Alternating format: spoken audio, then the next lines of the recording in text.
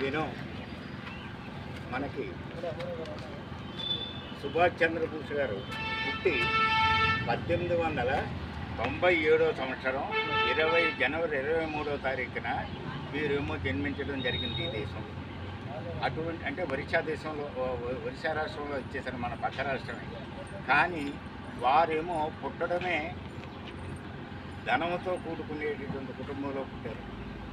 ప్రతి మనిషికి కూడా సిరి సంపద రెండూ ఉండాలని మన పెద్దలు అంటూ ఉండేవారు.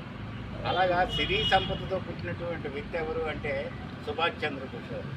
క్షత్రియ వంశంలో అటువంటి తీరుని మళ్ళీ మనం చూడలేము. 1879 నుంచి ఇప్పటి వరకు మనం చూడలేదు. అయితే వారు అఖిల భారత కాంగ్రెస్కి అధ్యక్షుడిగా కూడా ఎన్నికయ్యారు. కానీ అందులో ఉన్నటువంటి స్వార్థ బుద్ధి కలిగినటువంటి మహాత్మా గాంధీ గారు కొంత వీరు చెప్పినటువంటి పనుల్ని జరగనివ్వకుండా కార్యకర్తల చేత చేయించారు. ఎలాగా అని అడిగితే మీకు ఒకటే ఉదాహరణ చెప్తాను చూడండి. నేను పుట్టిన దగ్గర నుంచి ఇప్పటి వరకు, అంటే నాకు ఊహ తెలిసిన దగ్గర నుంచి ఇప్పటి వరకు భారతీయ జనతా పార్టీకి సంబంధించినటువంటి విషయాల్లో, సనాతన ధర్మానికి సంబంధించినటువంటి విషయాల్లో మాత్రమే నేనేమో ముందుకు వచ్చినటువంటి పరిస్థితి ఉంది. అలా జరిగిన టైంలో నేను ఏం చూశానంటే, కొత్త వలస సంత మార్కెట్టు సంవత్సరానికి ఒకసారి ఏలం వేస్తారు. ఏలం వేసినప్పుడు పూర్వం బ్రిటిష్ వారి టైంలోనేమో ఎడ్లకి నీళ్లు పెట్టుకోవడానికి అక్కడ కుండీలు ఉండేవి మార్కెట్లో. బ్రిటిష్ వారి టైంలో మనుషులు తాగడానికి నీళ్లు ఉండేవి అక్కడ. కానీ మనకు స్వతంత్రం వచ్చిన తర్వాత నాకు తెలిసేసరికేమో కొత్త వలస సంతలో అవి లేవు. కాకుండా ₹10 జతకి వసూలు చేయాలి అని చెప్పి వాళ్ళ షెడ్యూల్లో ఉంటే, అలా కాకుండా ₹5 ₹6 వసూలు చేసేవారు. ఇది బాగోలేదు నాకు తెలిసి. మనకు ఉండేటటువంటి భారతీయ జనతా పార్టీ కార్యకర్తలందరినీ ఇలాగే కలుపుకొని మేము దాని మీద ఉద్యమం చేసాం. ఉద్యమం చేస్తే వీళ్ళు ఏం జరిగారు, అప్పటికేమో మళ్ళీ బోర్డులు పెట్టించడం, మంచినీళ్ళు పెట్టించడం, అక్కడ శుభ్రం చేయించడం అన్నీ చేయించారు. ఆ నెక్స్ట్ ఇయర్ మళ్ళీ పాట వేసేటప్పుడేమో మేము ఏదైతే డిమాండ్ చేసామో వాళ్ళు ఏదైతే అన్యాక్రాంతంగా వసూలు చేసేవారో ఆ రేట్లతో షెడ్యూల్నే తీసుకొచ్చి పెట్టింది. అంటే దాని అర్థం ఏంటి, గాంధీ మహాత్ముడి అప్పుడే సుభాష్ చంద్రబోస్ గారిని ఎలా గలరబెట్టారో భారతీయ జనతా పార్టీ ఎదక్కున్నా ఇక్కడ ఈ ప్రాంతంలో ఆ రకమైనటువంటి ప్రయత్నాలు జరుగుతూనే ఉన్నాయి. ఎందుచేతంటే నాతో వచ్చేటటువంటి కార్యకర్తలకేమో అనేకమైన ఇబ్బందులు కల్పించేటువంటి పరిస్థితులుగా మేము చూసాం. కనుక మేము భారతీయ జనతా పార్టీ కార్యకర్త అంటేనే త్యాగదనులు. ఇంకో భారతీయ జనతా పార్టీలో ఉన్నవాడు ఇంకో పార్టీలో ఎక్కడ మనుగడ సాగించలేడు. కానీ భారతీయ జనతా పార్టీ కార్యకర్తల్ని అణగదొక్కాలని ఇక్కడ ఉండేటటువంటి రాజకీయ నాయకులని ఈ కొత్త వలస పోలీస్ స్టేషన్ ఎలాగొచ్చింది, లేదు ఎంఆర్ఓ ఆఫీస్ ఎలాగొచ్చింది, కోర్టు ఎలాగొచ్చింది, ఈ అన్నిటికీ ఎవరి తాలూకా భూములు ఇవన్నీ కూడా సొంతం అనుకునేటటువంటి పరిస్థితుల్లో ఉండేవి. కానీ కాదని ఇప్పటికి కూడా నేను నోటు మాటలు చెప్పడం కాదు, బై రికార్డు విజయనగరం జిల్లా కోర్టులోకి వెళ్ళి మీరు చూస్తే రెడ్డి గారేమో జిల్లా జడ్జి గారు వారేమో రాత్రి 12 గంటలకి మాకు ఇంటర్వ్యూ ఇచ్చారు. ఎవరెవరికి, ఈ ఊరు ప్రెసిడెంట్కి, ఈ నియోజకవర్గం ఎమ్మెల్యేకి, నాకు ముగ్గురిని పిలిచి ఈ విషయం గొడవలు ఇంకా ఎక్కువగా అవ్వడానికి వీల్లేదు, మీరు ఈ రకంగా సర్దుకొని పొండి అని చెప్పినటువంటి పరిస్థితి కలెక్టర్ గారి మాట తీసుకొని ఆ రకంగా చెప్పినటువంటి పనులు చేసిన వ్యక్తులు. కనుక ఇవాళకి కూడా మనం చూస్తున్నాం.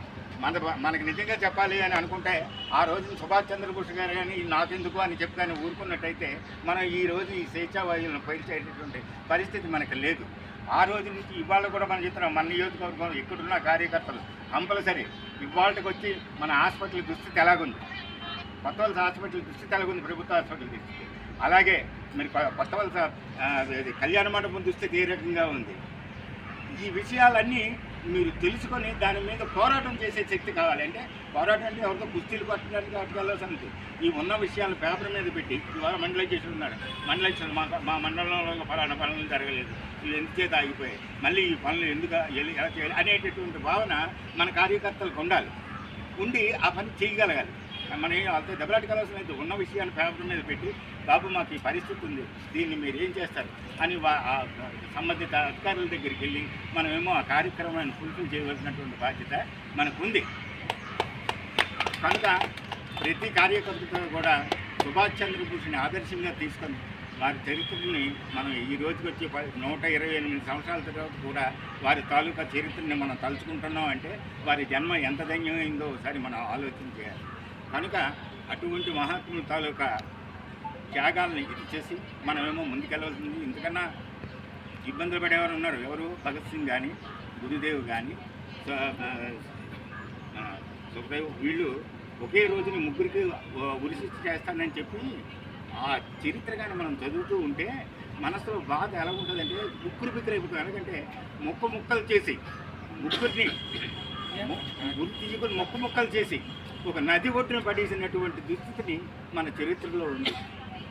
కానీ మనకి కాంగ్రెస్ రావడం వల్ల జరిగినటువంటి పెద్ద ముప్పు ఏమిటంటే చరిత్ర చదువుతున్నప్పుడు కాంగ్రెస్ వాళ్ళు చేసే ప్రతి పని కూడా మనం వ్యతిరేకించే పరిస్థితి రావాలి. ఎందుచేతంటే వారు చేసినవన్నీ కూడా మన ఎవరైతే త్యాగదనంలో ఉన్నారో ఆ త్యాగముత్తుల తాలూకా విషయాలను బయటికి రాకుండా చేసింది ఎవరు అంటే కాంగ్రెస్ పార్టీ అని చెప్పి మనం ఖచ్చితంగా చెప్పగలం. ఇవాళ కొన్ని చరిత్రలు చూస్తే మన లేదు.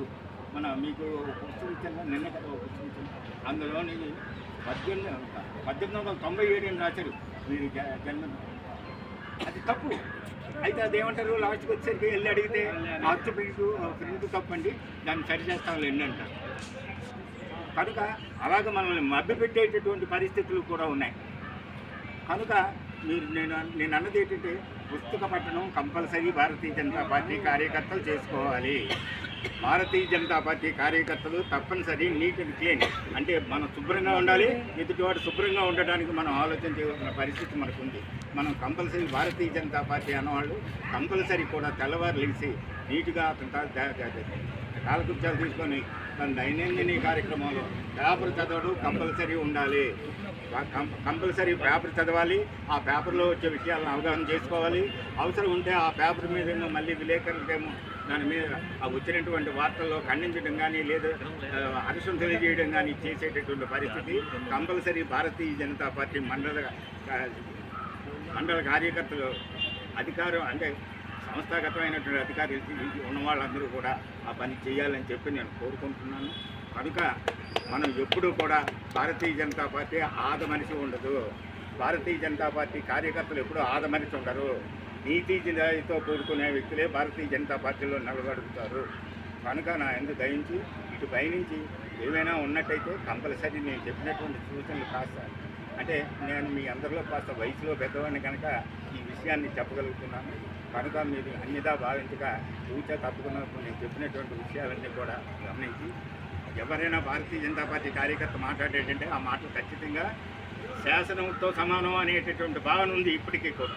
కనుక అది నిలబెట్టాలని చెప్పి మీ అందరినీ నేను కోరుకుంటూ నాకు ఈ అవకాశం ఇచ్చిన